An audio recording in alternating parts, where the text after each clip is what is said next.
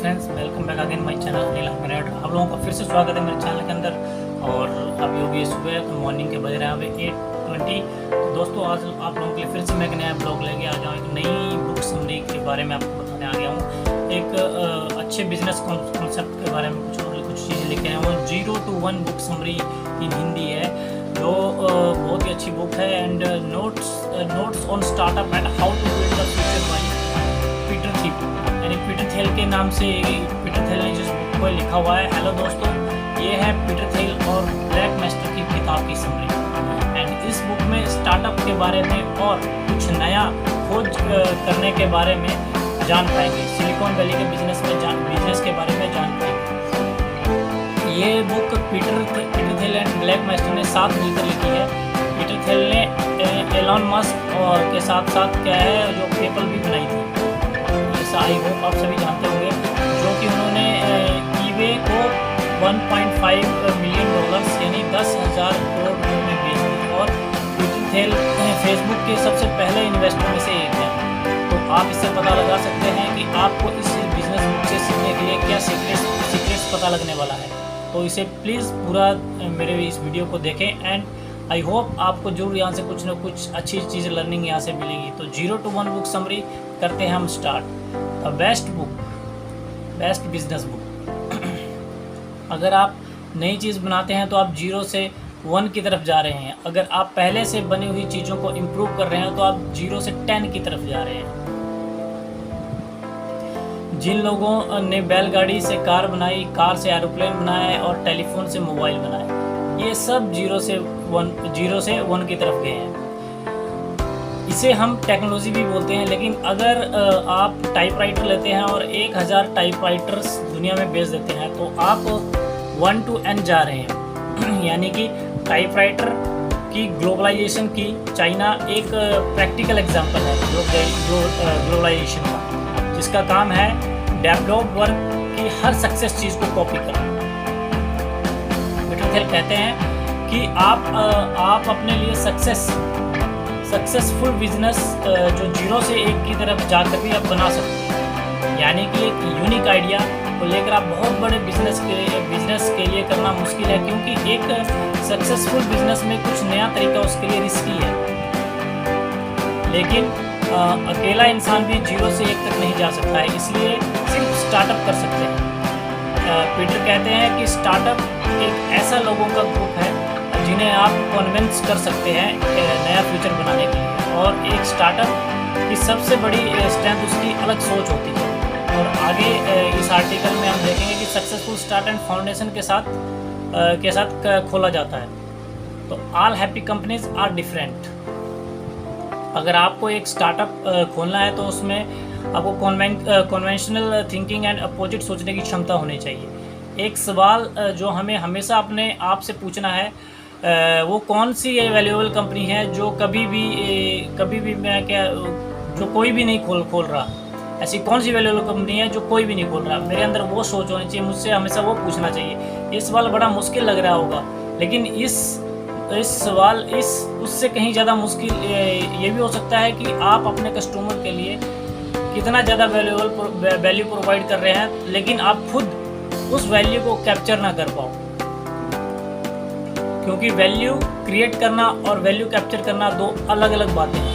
उदाहरण के तौर पर यूएस के एयरलाइन बिजनेस अपने पैसेंजर को हर साल बिलियन की वैल्यू प्रोवाइड करते हैं। लेकिन 2012 में जब एक एरोप्लेन की टिकट लगभग $178 थी, तो इसमें से हर पैसेंजर पर एयरलाइन ने सिर्फ 37 सेंट्स कमाए। और 2012 में एयरलाइन ने $160 बिलियन का बिजनेस किया था। अगर आप इसे गूगल के साथ कंपेयर करें तो गूगल ने सिर्फ 50 बिलियन का बिजनेस किया था, लेकिन फिर भी 21% का प्रॉफिट कमाया, जो कि एयरलाइन बिजनेस के प्रॉफिट मार्जिन से 100 टाइम्स था। अगर आप सारे एयरलाइन बिजनेस इंडस्ट्री को भी मिला दें तो भी गूगल ने उस साल सबसे 3 टाइम्स ज़्यादा कमाया। ये इसलिए है क्योंकि सारे एयरलाइन बिजनेस एक दूसरे से कंप्लीट करते हैं, लेकिन गूगल एक मोनोपोली क्रिएट करके अपने आप को सबसे अलग रखता है। एक परफेक्ट कंपटीशन में हर कंपनी एक शेयर की कॉपी करती है, सेम प्रोडक्ट बनाती है और इसलिए उन्हें अपने प्रोडक्ट पर उसकी जो कीमत पर बेचने पड़ते हैं जो मार्केट में बिकेगा, तो उसी रेंज में उसको वो चीज़ बेचनी पड़ेगी। अगर ऐसी मार्केट में प्रॉफिट हो रहा है तो नई फर्म आएगी एंड जो प्रोडक्ट्स के प्राइस को और कम दामों में बेच देगी। और अगर बहुत सारी फर्म इन कम्पिटिटिव मार्केट में आ जाती हैं तो वो प्राइस और कम हो जाएंगे। एक परफेक्ट कंपटीशन में कोई भी प्रॉफिट नहीं कमाता, लेकिन एक मोनोपोली बिजनेस में, मोनोपोली मार्केट में कंप्लीट कंट्रोल रखती है, क्योंकि इसके पास कोई कंपटीशन नहीं है, इसलिए ये मैक्सिमम प्रॉफिट कमाते हैं। मोनोपोली अपने आप को बेचने के लिए हमेशा झूठ बोलती है। अगर कोई कंपनी अपनी मोनोपोली को एक्सेप्ट करती है तो इसका मतलब है वो मार्केट का मैक्सिमम प्रॉफिट अर्न कर रहे हैं, और इसलिए गवर्नमेंट एजेंसी उन पर रेगुलेशंस लगा देगी। अगर हम गूगल की बात करें तो गूगल कभी भी अपने आप को मोनोपोली नहीं बोलती। अगर गूगल अपने आप को सिर्फ एक सर्च इंजन बोले तो गवर्नमेंट उसे मोनोपोली समझेगी, क्योंकि 2014 में सारी सर्चेज के मुकाबले गूगल में 68% ही सर्चेज हुई है। गूगल के क्लोजेस्ट कंपटीटर माइक्रोसॉफ्ट के बिंग में सिर्फ 19% और याहू में 10% सर्चेज हुई। इतना ही नहीं, अब गूगल ऑक्सफोर्ड इंग्लिश डिक्शनरी में एंटर किया जा चुका है एज ए वर्ड। लेकिन अगर गूगल अपने आप को एक एडवर्टाइजिंग कंपनी बोले तो यूएस की सर्च एडवर्टाइजिंग मार्केट है $17 बिलियन, और यूएस की पूरी एडवर्टाइजिंग मार्केट है $150 बिलियन, और पूरी दुनिया एक $495 बिलियन की एडवर्टाइजिंग मार्केट है। और अब गूगल अपने आप को इतने कम्पिटिटिव वर्ल्ड में एक छोटा सा प्लेयर बोल सकता है, जहां पर उसका मार्केट शेयर अब सिर्फ 3.4% है। लेकिन एक नॉन मोनोपोली कंपनी भी झूठ बोलती है ताकि वो अपने को अलग बता सके। मान लीजिए आप एक रेस्टोरेंट का बिजनेस खोल रहे हैं, तो आप बोल सकते हैं कि कोई भी नहीं कर रहा, हम तो एक ही नॉर्थ इंडिया में साउथ इंडिया रेस्टोरेंट है। लेकिन ऐसा झूठ हम अपने आप से या अपने इन्वेस्टर से बोलते हैं, क्योंकि हम एक कम्पिटिटिव मार्केट में हैं और एक मोनोपोली भी नहीं बना सकते। लेकिन सवाल ये है कि अपने स्टार्टअप और मोनोपोली को किस तरह खोलना चाहिए, या फिर कम्पिटिटिव इन्वायरमेंट में। अगर एक स्टार्टअप अपनी मार्केट में मोनोपोली क्रिएट कर सकता है तो ये उसके लिए सबसे ज़्यादा फायदेमंद है। अगर हम गूगल की बात करें तो कंपटीशन की कोई चिंता नहीं, वो अपने वर्कर्स की चिंता कर सकता है, अपने प्रोडक्ट्स और इम्प्रूव कर सकता है, इनोवेशन ला सकता है और पूरी दुनिया में इम्पैक्ट डाल सकता है। लेकिन ऐसा करना कम्पिटिटिव मार्केट में बिल्कुल पॉसिबल नहीं है। द आइडियोलॉजी ऑफ कंपटीशन, एक मोनोपोली में एक प्रोडक्ट बनते हैं जो कि उसके ओनर को लगातार प्रॉफिट कमा कर देते हैं, जबकि कंपटीशन में प्रॉफिट बहुत ही कम होता है, जहाँ पर कंपनी के ओनर्स को अपना बिजनेस सस्टेन करने के लिए भी स्ट्रगल करनी पड़ती है। हम जितना एक दूसरे से कम्पीट करेंगे उतना ही हमें क्या नुकसान होगा। लेकिन हैरानी की बात यह है कि हमारा एजुकेशन सिस्टम भी इसी थ्योरी पर चलता है।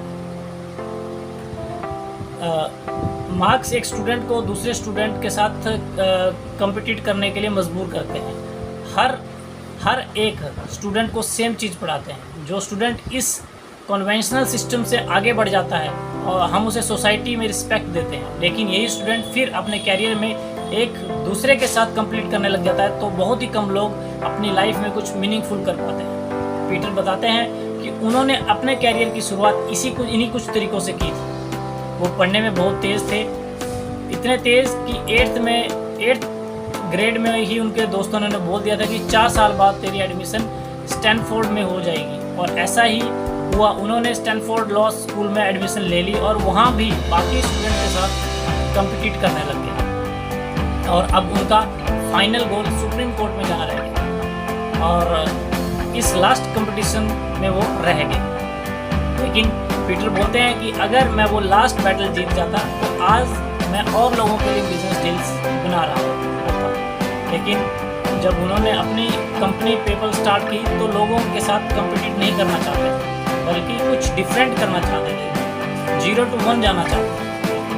उनकी टीम का सपना था कि वो पैसों को ईमेल के थ्रू ट्रांसफ़र करवाए। 1999 में पैसे एक जगह से दूसरी जगह ट्रांसफ़र करना एक बहुत बड़ी प्रॉब्लम थी, और इन सब को सॉल्व करना चाहते थे, और उन्होंने इसी मेंटलिटी की वजह से $1.5 बिलियन की अपनी कंपनी भी बना दी। लास्ट मूवर एडवांटेज, जो कंपटीशन से बेचते हैं वो ही मोनोपोली क्रिएट कर सकता है। अगर आप न्यूयॉर्क टाइम्स को ट्विटर के साथ कंपेयर करोगे तो इन दोनों के पास कई हज़ार एम्प्लॉयज़ हैं और ये दोनों का मेन मकसद है लोगों तक न्यूज़ पहुंचाना। लेकिन जब 2013 में ट्विटर पब्लिक हुआ तो इसकी कीमत $24 बिलियन लगाई जा सकती थी, जो कि न्यूयॉर्क टाइम्स में 12 टाइम्स ज़्यादा थी। 2012 में न्यूयॉर्क टाइम्स ने $133 बिलियन कमाए थे, जबकि ट्विटर को लॉस हुआ था। ये एक बेवकूफ़ी लग सकती है, तो हम पूछ सकते हैं कि ऐसा क्यों होगा। तो इसका जवाब है कैश फ्लो। किसी भी कंपनी की आज की कीमत इस बात पर डिपेंड करती है कि वो कल कितने पैसे कमाए। आपने लोगों को कहते हुए जरूर सुना होगा कि फर्स्ट मूवर को बहुत एडवांटेज होता है। अगर आप सबसे पहले बिजनेस खोलो तो आप मार्केट का एक बड़ा शेयर ले सकते हैं, लेकिन पीटर बोलते हैं कि लास्ट मूवर एडवांटेज और भी बड़ा होता है। आप बाकी सबके प्रोडक्ट को देख के एक ऐसा प्रोडक्ट बनाओ, मोनोपोली क्रिएट कर दें और आपको कॉपी करना बहुत मुश्किल हो जाए। तब ही आप एक एंट्री बैरियर क्रिएट कर सकते हो और एक मोनोपोली का मजा उठा सकते हो। मगर अब ये सवाल आता है कि मोनोपोली बिजनेस की खास बातें क्या क्या होती हैं। मोनोपोली बिजनेस में 4 चीज़ें देखी जा सकती हैं। Firstly, purity technology. अगर आप ऐसा प्रोडक्ट बनाते हैं जिसे कॉपी करना दूसरे के लिए बहुत मुश्किल हो जाता है, तो एक मोनोपोली क्रिएट कर सकते हैं। इसके लिए आपको कम से कम एक्साइटिंग टेक्नोलॉजी को 10 गुना इम्प्रूव करना होगा। इसमें कम इम्प्रूवमेंट एक छोटी इम्प्रूवमेंट को मानी जाएगी और इजीली कॉपी की जा सकती है। जब 1995 में अमेज़ॉन लॉन्च हुआ था, तब दुनिया का सबसे बड़ा बुक स्टोर माना जाता था, क्योंकि अगर आप उसे किसी और बुक स्टोर के साथ कंपेयर करेंगे तो ज़्यादा से ज़्यादा वो 1 लाख डिफरेंट बुक्स अपने पास रख सकता है, बुक्स अपने पास रख सकता था। लेकिन अमेज़ॉन सिर्फ सप्लायर से बुक्स की लिस्ट लेता था और बुक्स सिर्फ तभी खरीदता था जब कस्टमर से ऑर्डर मिलता था। ये इतना इफेक्टिव था कि बैनर्स और नोवेल के ने अमेज़ॉन की IPO के 3 दिन पहले अमेज़ॉन पर केस कर दिया और कहा कि अमेज़ॉन अपने को एक बुक स्टोर कहता है, लेकिन वो एक बुक ब्रोकर है। Second point, network effects. Network effects अपने प्रोडक्ट को कस्टमर के लिए बहुत यूजफुल बना देता है। अगर आपका भी कोई फ्रेंड फेसबुक पर ना हो तो बहुत कम चांसेस है कि आप भी फेसबुक को यूज़ करेंगे, और क्योंकि आज आपका हर फ्रेंड फेसबुक यूज़ करता है तो आपको भी फेसबुक यूज़ करना पड़ेगा। अगर आप कोई और सोशल साइट यूज़ करते हैं तो आपके दोस्त आपको पागल समझेंगे। 3, इकोनॉमिक ऑफ स्केल्स। एक बहुत ही स्ट्रॉन्ग मोनोपोली बिजनेस क्रिएट किया जा सकता है अगर आप अपने बिजनेस को स्केल कर सकें। सर्विस बिजनेस को स्केल करना बहुत मुश्किल है। मान लीजिए आप योगा क्लासेस देते हैं और आप लिमिटेड कस्टमर को ही सर्व कर पाएंगे, चाहे आप ज़्यादा योगा इंस्ट्रक्टर को भी हायर कर लें। आपने ज़्यादा इंस्टीट्यूट भी खोल दिए, सॉफ्टवेयर अप्स एंड ये एडवांटेज है कि वो अपना बिजनेस बहुत ही जल्दी स्केल कर सकते हैं, क्योंकि सॉफ्टवेयर एक कॉपी बनाने और उससे बिजनेस के लिए ऑलमोस्ट 0 कॉस्ट लाएंगे। 4th आ जाता है हमारा ब्रांडिंग। एक स्ट्रॉन्ग फेमस ब्रांड क्रिएट करना आपको मोनोपोली क्रिएट करने में मदद कर सकता है। एप्पल बहुत ही केयरफुली अपने हर प्रोडक्ट के मटेरियल को खरीदता है, और वो चाहे वो आईफोन हो या आईपैड हो। इसके प्रोडक्ट्स कस्टमर को इतने अच्छे यूज़र एक्सपीरियंस देता है कि लोग मान के चलते हैं कि एप्पल ब्रांड का हर प्रोडक्ट अच्छा ही होगा। अब ये सवाल आता है कि मोनोपोली बिजनेस को क्रिएट करने का कोई प्रोसेस है? Brand, scale, technology and network effects के अलावा जब भी आप स्टार्टअप खोलें तो नेटवर्क मार्केट को एनालाइज करके खोलें और फिर वहाँ से अपना बिजनेस एक्सपेंड करना सीखें। 1 स्टेप, छोटे से शुरू करो और फिर मोनोपोली। आपको हमेशा बिजनेस छोटी मार्केट से शुरू करना। कारण सिंपल है, एक छोटी मार्केट को काबू करना, उसमें मोनोपोली क्रिएट करना आसान है, लेकिन मार्केट में ये सब करना मुश्किल है, क्योंकि कोई भी बड़ा प्लेयर आपको अपनी एग्जिस्टिंग मार्केट में ये नहीं करने। जब पीटर थिल ने पेपल का स्टार्टअप किया था तब हर मार्केट में ई वैलेट और कॉन्सेप्ट लाने के बजाय ईबे के एग्जिस्टिंग सेलर्स को अपना प्रोडक्ट ऑफर किया, क्योंकि ये लोग अपने पैसे चेक से पे करते थे, जिसकी प्रोसेसिंग के लिए बहुत टाइम लग रहा था। क्योंकि ये मार्केट में बड़े प्लेयर्स के लिए छोटी थी, इसलिए इस मार्केट में कोई ध्यान नहीं दे रहा था और 3 महीने के अंदर पेपल ने 25% लोगों को अपना कस्टमर बना लिया था। स्टेप 2, अपने बिजनेस को स्केल करना। जैसे ही आप छोटी मार्केट को डोमिनेट कर दो, फिर आप धीरे धीरे दूसरी रिलेटेड मार्केट्स को डोमिनेट कर सकते हो। अगर हम अमेज़ॉन की बात करें तो जेफ बेज़ोस एंड अमेज़ॉन के फाउंडर ने अमेज़ॉन के सिर्फ बुक्स बेचना स्टार्ट किया था, जहां पर एक आम दुकानदार कम बिकने वाली बुक्स अपनी दुकानों में नहीं रखते थे। अमेज़ॉन की पूरी दुनिया में एक ऐसा सोर्स बन गया जहां पर दुनिया की हर किताब मिल सकती है, और ऐसा इसलिए हुआ क्योंकि अमेज़ॉन अपनी किताब नहीं बेचता था, बल्कि दुकानदारों से की किताबों को अपनी साइट पर दिखाता था, और जब कस्टमर ऑर्डर देते थे तब वो उन्हें बेचता था। जब अमेज़ॉन ने इस मार्केट में मोनोपोली बना ली, उसने बाद में उसी के सॉफ्टवेयर CD DVD बेचने भी स्टार्ट कर दिए, और धीरे धीरे उन्होंने अपनी कैटेगरी की अपनी वेबसाइट में जोड़ते गए। इसलिए आज वो दुनिया का सबसे बड़ा ऑनलाइन स्टोर है। जेफ बेज़ोस दुनिया के सबसे अमीर आदमी है। स्टेप 3, शुरू में किसी कंपनी से कम्पीट ना करें। शुरू में कभी भी किसी बड़े बिजनेस से डिस्टर्ब ना करें। स्टार्टअप के पास इतनी फंडिंग नहीं होती कि एक कंपनी को चैलेंज करके उसे कम्पीट कर सके। अगर आपसे गलती हो तो आप जल्द अपने बिजनेस से बाहर हो जाओ। You are not a lottery ticket.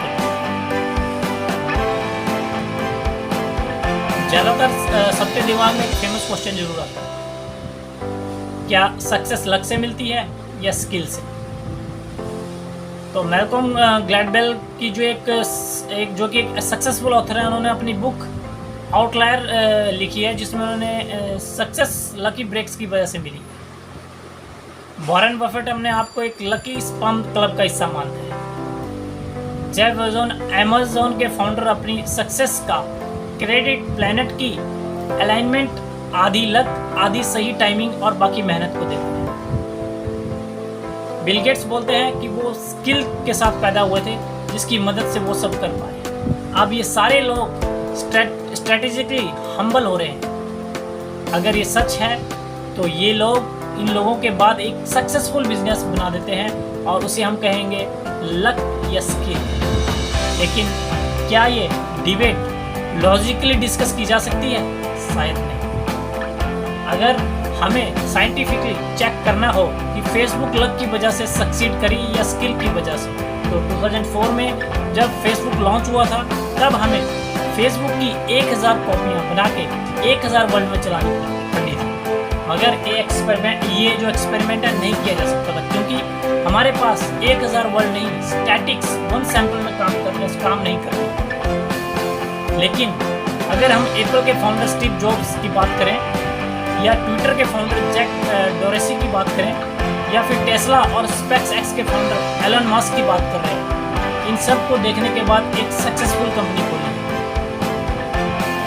इन सब ने एक के बाद एक सक्सेसफुल कंपनी खोली है। ये लक तो बिल्कुल नहीं है। इतना ही नहीं, अगर आप पूरी पेपल की टीम से बात करें तो वो पूरी टीम ही बहुत फोकस्ड लोगों की थी। वे सबने पेपल के बाद अपनी खुद की सक्सेसफुल कंपनी खोली। पेपल की टीम के एलन मस्क ने स्पेसएक्स और टेस्ला मोटर्स बनाई। रेड हॉफमैन ने लिंक्डइन बनाया। स्टीव जैन, चाय हर्ली एंड जावेद करीम ने मिलकर यूट्यूब बनाई। जेमी स्टॉपलमैन एंड रसल सिमंस ने हेल्प बनाई। डेविड सैक्स ने यामस बनाई और पीटर थेल ने प्लेंटाई बनाई। आज इनमें से हर एक कंपनी की इंडिविजुअल वर्थ $1 मिलियन से ज़्यादा है। तो ऐसा नहीं हो सकता कि एक बेस्ट टीम के सारे मेंबर्स एक साथ लगे हो। और अगर आप फिर भी लक पर विश्वास करते हो तो यह आर्टिकल आपको कोई ना कोई रीज़न है ही नहीं। यानी कि आपको इस आर्टिकल को सुनने का आई थिंक कोई रीज़न नहीं हो रहा है, या फिर आप इसलिए ऐसा है कि आप लोगों को लॉटरियों की कहानियाँ सुन, या तो आप जितनी हो सकता उतना लॉटरी की कहानियाँ सुन रहे हैं। बस एक बात याद रखिए कि अगर आप ये मानेंगे कि सक्सेस स्किल से मिलती है और आप उसके लिए मेहनत करेंगे और अपना फ्यूचर सेव कर सकेंगे, लेकिन अगर आप फ्यूचर को एक लत के रूप में मानेंगे, आप कभी भी हार्ड वर्क नहीं करेंगे और हार मान के बैठ जाएंगे। सीक्रेट्स, अगर हम सोचते हैं कि हम दुनिया कि हम को समझते हैं कि वो पता कि हमें सब पता है, तो हम 0 से 1 तक नहीं जा सकते। मैक्सिमम हम लोग ये सोचते हैं कि हमें सब पता है। पीटर कहते हैं कि दुनिया में 3 तरीके के आइडियाज़ हैं। पहले कॉन्वेंशनल, जो सबको पता है और उन सब बातों को मानते हैं। अगर आप इस आइडिया में काम करोगे तो एक मोनोपोली बिजनेस नहीं बना पाओगे। जैसे कि आप 18वीं सेंचुरी में होते तो आप बोल सकते थे कि मुझे दुनिया की खोज करनी है, मुझे देखना है कि समंदर के उस पार क्या है, और शायद आपको नया देश मिल जाता।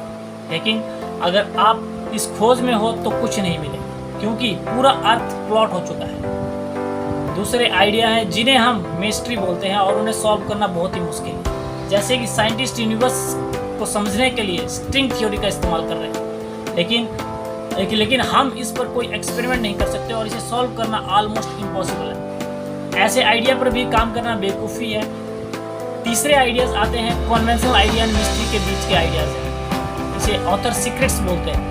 सीक्रेट्स वो आइडिया है जो कॉमन लोगों को इतनी जल्दी समझ नहीं आते, लेकिन उन्हें समझना इम्पॉसिबल भी नहीं है। अगर हमें 0 to 1 बिजनेस बनाना है तो हमें सीक्रेट्स ढूंढने होंगे। लेकिन अब सवाल ये आता है कि लोग सीक्रेट्स क्यों नहीं ढूंढते। पहला कारण है इंक्रीमेंटलिज्म मेंटलिटी, जो बचपन से ही प्रोग्राम की हुई है। अगर आप अपने स्कूल में कुछ नया करते हैं, कुछ सिलेबस से बाहर करते हैं, तो आपको कोई बेनिफिट नहीं मिलता है। लेकिन अगर आप वही करते हैं जो सिलेबस में है तो आपको क्रेडिट दिया जाता है और आपकी तारीफ होती है। इन कारणों की वजह से लोग अपनी लाइफ में कुछ नया नहीं देखते। दूसरा आता है रिस्क एवर्जन। लोग गलत होने से डरते हैं, क्योंकि सीक्रेट्स अभी आम जनता ने अपनाए नहीं है, इसलिए उन्हें अपने काम से डर लगता है। अगर आप सीक्रेट्स लेने से डरते हैं तो आप कभी सीक्रेट नहीं ढूंढ पाएंगे। तीसरा आता है कंपल्सेंसी।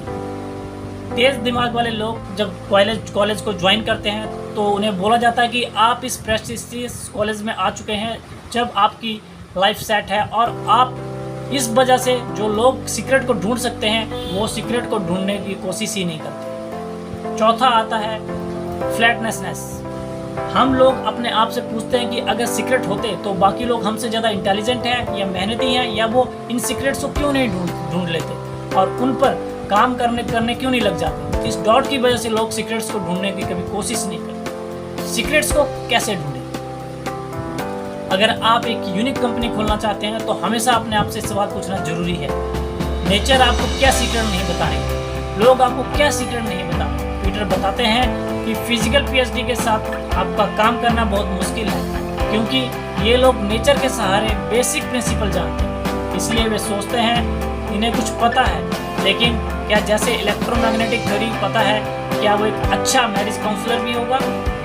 जैसे ग्रेविटी के बारे में नॉलेज है, क्या वो एक अच्छा बिजनेसमैन भी होगा? पेपर के लिए पीटर ने एक बार फिजिक्स पीएचडी का इंटरव्यू लिया।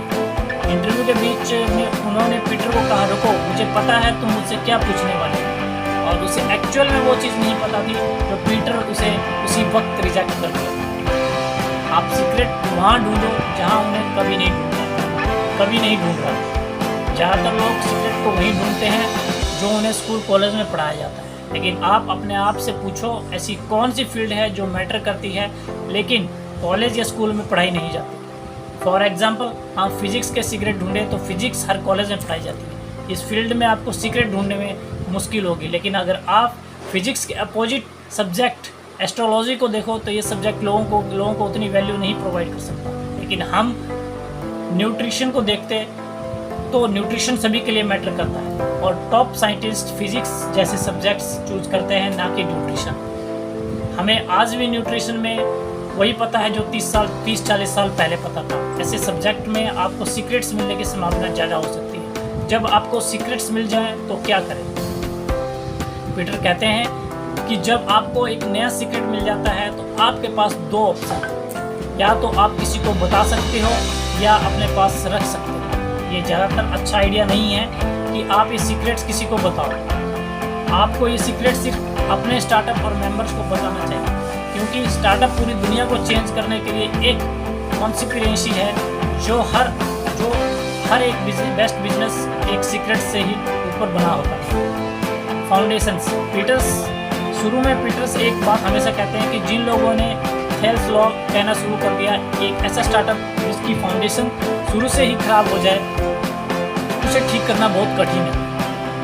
शुरू की गलतियों से सुधार करना बहुत मुश्किल है। अगर आप एक गलत पार्टनर के साथ बिजनेस शुरू कर देते हैं तो उसे सुधारना बहुत ही मुश्किल है। स्टार्टअप का फाउंडर होने के नाते आपका फर्ज है कि आप शुरू में हर चीज़ को परफेक्ट रखें, क्योंकि एक खराब फाउंडेशन से बेस्ट कंपनी नहीं बनती। एक को फाउंडर को चूज करना है एक शादी की तरह है। आपको आपके पार्टनर के साथ कोई भी मतभेद एक डिवोर्स की तरह है। पीटर बताते हैं कि ल्यूक, जो कि पेपल में पीटर के को फाउंडर थे, एक स्मार्ट बिजनेसमैन थे, लेकिन पेपल बनाने से पहले ल्यूक ने किसी और के साथ एक स्टार्टअप खोला था जिसमें पीटर ने इन्वेस्टमेंट भी किया था। ल्यूक के को फाउंडर ने हमेशा मिसअंडरस्टैंडिंग रहती थी, जिसकी वजह से ल्यूक और कंपनी बंद हो गई और पीटर को अपनी इन्वेस्टमेंट में लॉस हो गया। इसलिए पीटर कहते हैं कि जब भी किसी नई कंपनी में इन्वेस्टमेंट करता हूं तो मैं जरूर देखता हूं कि कंपनी के फाउंडर्स में कितनी बॉन्डिंग है। पीटर्स कहते हैं कि आप जिनको भी अपनी कंपनी में इन्वॉल्व करने की कोशिश करें वो फुल टाइम आपके साथ कर रहे हैं। हो सकता है कि कभी आपको ये रूल तोड़ने पड़े और अकाउंट्स और लॉयर पार्ट टाइम ये हायर करने पड़े, but as a general rule जिस इंसान को आपकी कंपनी से रेगुलरली सैलरी मिल रही है वो आपके साथ मिसअलाइन है। ऐसे लोग आपको कंपनी और फ्यूचर बनाने में मदद नहीं करेंगे। इवन कि आपके क्लाइंट्स, आपके एम्प्लॉयज़ एंड आपके को फाउंडर सब एक ही जगह पर होने चाहिए हर रोज। अगर आप चाहते हैं कि आपके लोग पूरे तरीके से आपके साथ कमिटेड हो तो उन्हें पूरे तरीके से कंपनसेट करना होगा। एंड पीटर बताते हैं कि जब भी कोई बिजनेसमैन उनको अपनी कंपनी में इन्वेस्ट करने के लिए बोलते थे तो पीटर हमेशा एक सवाल पूछते थे कि वो खुद को कितनी सैलरी देते। जिस कंपनी का सीईओ अपने को कम सैलरी देता है उस कंपनी में के सक्सेस के फ्यूचर में सक्सीड होने के चांस बहुत बढ़ जाते हैं। लो पेइंग सीईओ अपनी कंपनी के लिए एक स्टैंडर्ड भी रखता है, ये जरा जटाके कि वो कंपनी के लिए कितना कमिटेड है। एरन लीव, जो कि बॉक्स कंपनी के सीईओ हैं और अपनी ये सब एम्प्लॉयज़ से कम सैलरी देते हैं। बॉक्स कंपनी को 4 साल शुरू करने के बावजूद वो एक कमरे में रहते थे जिसमें बेड के अलावा और कुछ नहीं था। स्टार्टअप को शुरू करने से पहले अपने एम्प्लॉयज़ को हाई सैलरी देने की ज़रूरत नहीं है, क्योंकि उन्हें कुछ बेटर दे सकते हैं तो वे है अपनी कंपनी के ओनरशिप। लेकिन जब भी आप किसी को अपनी कंपनी या इक्विटी दें तो बहुत समझदारी के साथ डिस्ट्रीब्यूट करें, क्योंकि हर आदमी के पास यूनिक टैलेंट है और उसी के हिसाब से इक्वलिटी मिलनी चाहिए। एज ए रूल जो लोग स्टार्टअप ज्वाइन करते हैं उन्हें ज़्यादा इक्विटी मिलती है, तो क्योंकि वो ज़्यादा रिस्क लेते हैं। फॉर एग्जांपल 2005 में एक आर्टिस्ट जिसने फेसबुक के ऑफिस को पेंट किया था, आज उनकी नेट वर्थ $200 मिलियन है, जबकि एक टैलेंट इंजीनियर जिसने 2010 में फेसबुक ज्वाइन किया था उसकी नेट वर्थ सिर्फ $2 मिलियन है। पीटर ये बताते हैं कि जिसके पास जितनी इक्विटी है ये कंपनी के फाउंडर को सीक्रेट रखना चाहिए। अगर आप अपने एम्प्लॉयज़ को सभी इक्विटी बता देते हो तो ये खुद की कंपनी में ही न्यूक्लियर बम फेंकने जैसा है। अगर आप नए प्रोडक्ट बना देते हो तो क्या उसे कोई खरीदेगा? ज़्यादातर लोग सेल्स को अंडर एस्टिमेट करते हैं। टेक्निकल लोग एडवर्टाइजिंग को यूजलेस समझते हैं, लेकिन एडवर्टाइजिंग इम्पॉर्टेंट है क्योंकि वो काम करती है।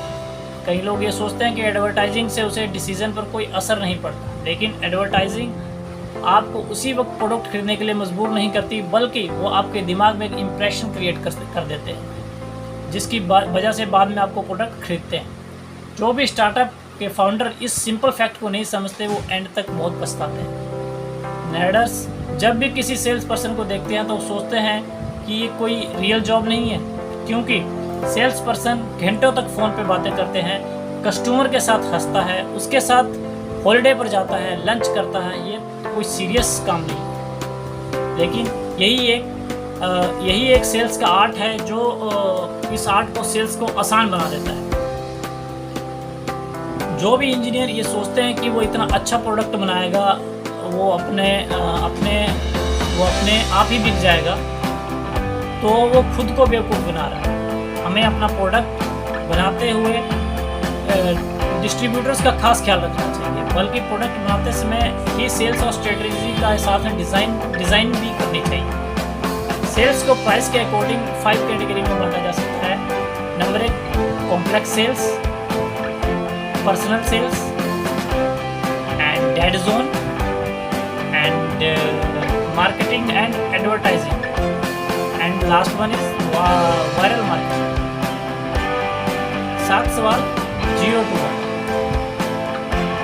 पहला, क्या आप मार्केट में ऐसा प्रोडक्ट ला सकते हो जो एग्जिस्टिंग प्रोडक्ट से 10x अच्छा हो।